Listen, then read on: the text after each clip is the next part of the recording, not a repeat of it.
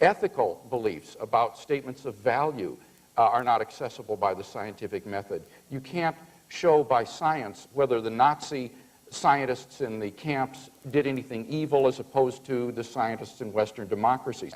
Notice that he admits that without God there are no objective moral values. He writes in one of his works, "Science shows us that there can be no moral distinction between an administered poison and one that the body itself has slowly generated."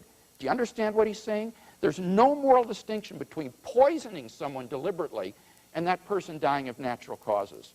Now, I hope that Dr. Atkins and his wife are happily married, because if she believes that, then if I were he, I'd start eating in restaurants.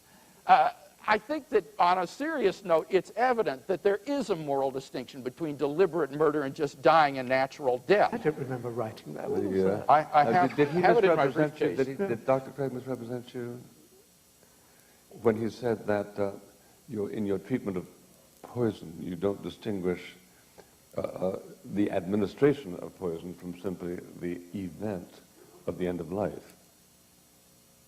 I honestly don't remember writing this, but if you say I wrote it, yeah, I have it in maybe my I was briefcase. hallucinating at the time when I wrote it. Well, I think the point was that whether a person dies because someone's administered poison to him or because the body just forms its own poison because it's ill and dies, that you said there's no moral distinction. But that is clearly transgressing the bounds of science. Science could prove that there...